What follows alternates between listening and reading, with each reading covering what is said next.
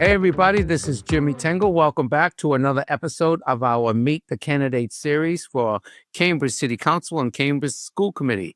Today, we have veteran Cambridge City Council person Marc McGovern and veteran of the Cambridge School Committee as well, Marc McGovern, joining us. Welcome to the show, Marc.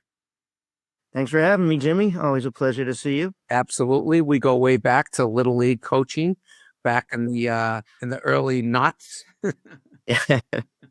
So, Marc, it's been quite a ride. How many terms? First of all, I know you very well, but please introduce yourself to the voters. What have you been working on for your professional career? I know you have a long history here in the city in terms of political engagement. Yeah, thanks, Jimmy. So I'm currently serving my sixth term on the council. I was mayor for one term, and I've been vice mayor for two terms, including the current one. And prior to that, I served 4 terms on the school committee. I'm a social worker. I've been working for a little over 30 years with children and families who have experienced various types of challenges, from homelessness to addiction to foster care. And I still continue to do a little bit of that work on the side, doing family assessments for the Suffolk County Juvenile Court for kids who come into the foster care system. Born and raised in Cambridge, graduated from Cambridge Ring and Latin. Currently residing in a home that my great-grandparents bought in 1918. My grandmother lived here, my mother, me, now raising my kids here. And yeah, I'm just, I'm a Cambridge-centric guy, and done a lot of volunteer work in the city over the years, like you said, coaching Little League, coaching soccer. Just proud Canterbury. Cool. And so tell us about your last term on the council. What are some of the things that you worked on there? And what do you hope to do on the second term? Some of the proudest things you think you guys accomplished last term, and what do you hope to work on the second term? Yeah, a lot of the things that I work on, you people ask this question, like, what are you going to do if you get reelected? And a lot of the things that I work on are things that you don't solve them in 2 years, right? So it's the things I'm going to continue to work on the things that I've been working on my whole career, which housing affordability, right? Income insecurity, food insecurity, youth programs, education, homelessness, addiction, mental health. I mean, these aren't things that we make a lot of progress, and we've made a lot of progress, but these obviously aren't things that you solve in a 2-year term, right? So, that's going to be the bulk of my work in the next term as well. How do we continue to make Cambridge a more affordable place for people to live? How do we continue to make Cambridge a socially and economically just community for everybody? Obviously, we're in a crazy, crazy political time right now. So a lot of next term is going to be spent, trying to make sense of the drinking out of a fire hose from the Trump administration, where it seems like every day we've got some new twist or some new attack on vulnerable people in our community. So how are we going to balance that?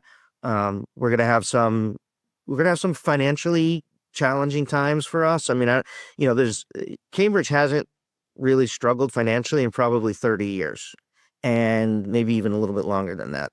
And so, Kendall Square's having some issues. Their revenues are down, which means their assessments are down, their taxes are down, which means less revenue for us, which means less that we can spend on the programs that we've been funding to, support people and make this city a great place to live. So, how are we going to balance that?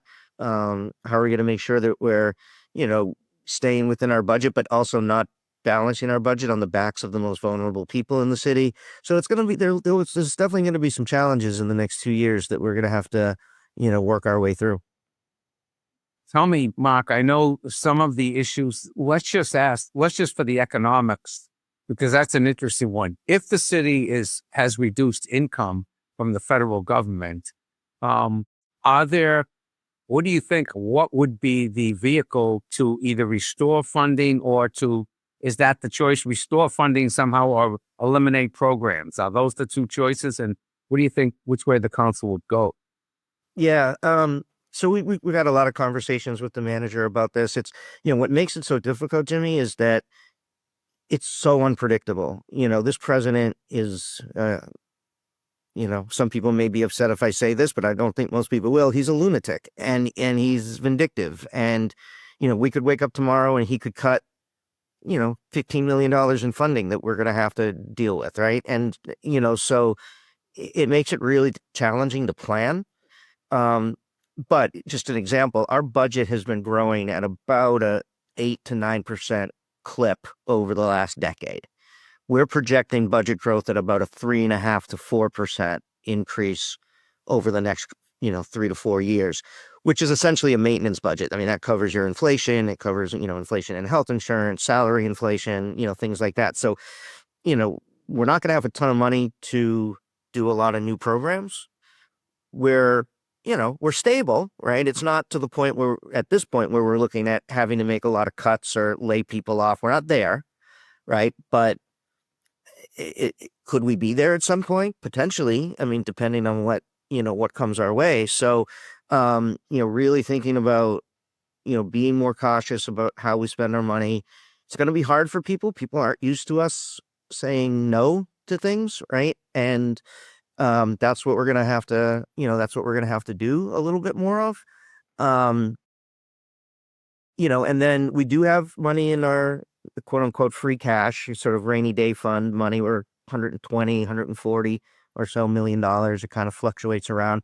So that gives us some flexibility. So for example, Trump cut funding for what they call mixed status families. So these are families that live in public housing where at least one person in the household is undocumented.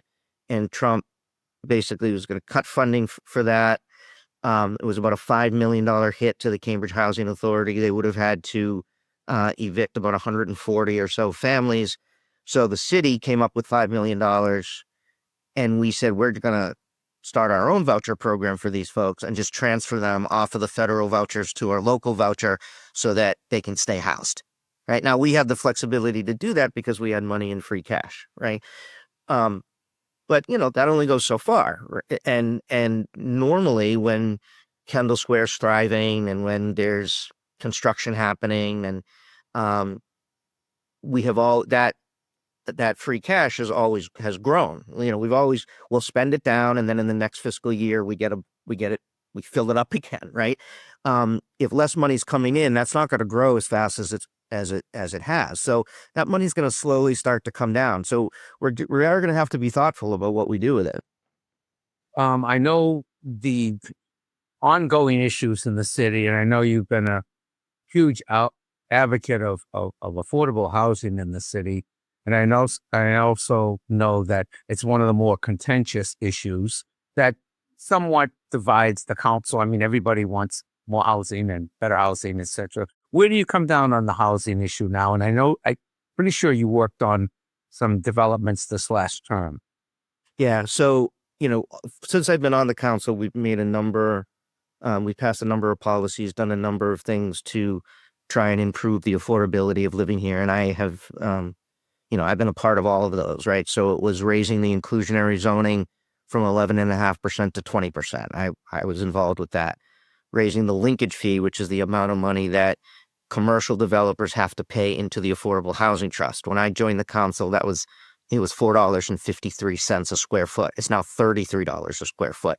So that's generating millions of more dollars to the Affordable Housing Trust. We passed the Affordable Housing Overlay, which gave height and density and permitting bonuses to developers who build 100% low-income subsidized housing. That has just under 1,000 units in some stage of the developmental cycle right now in the city. Some are ready to open. Some are just beginning.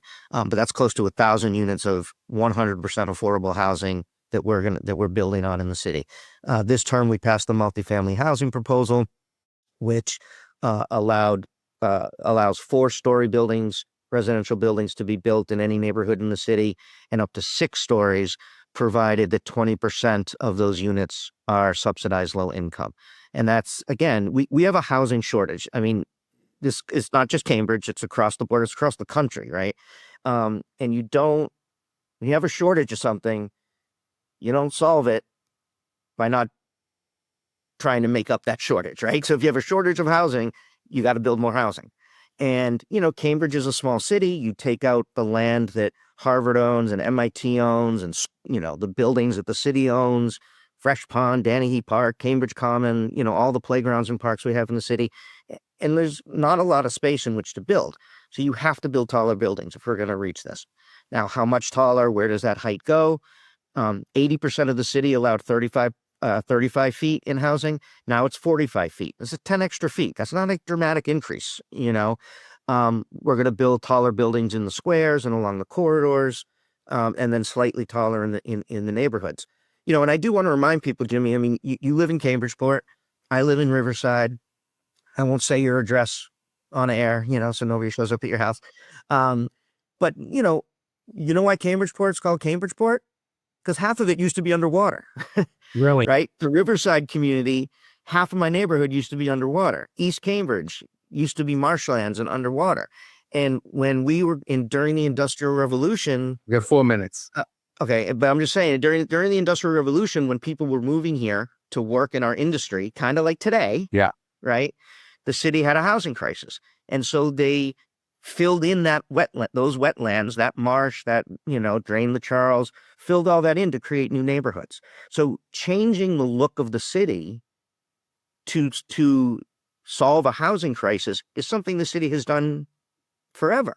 And that's kind of what we're doing today is you're going to see taller buildings in neighborhoods that may not be there now. But that's what we have to do to solve this problem. And so it's tricky. It's controversial. People love their neighborhoods. They don't want them to change. I get it. I love my neighborhood too. But if we're going to build more housing, it means we're going to have to build some taller buildings and figure that out. Okay.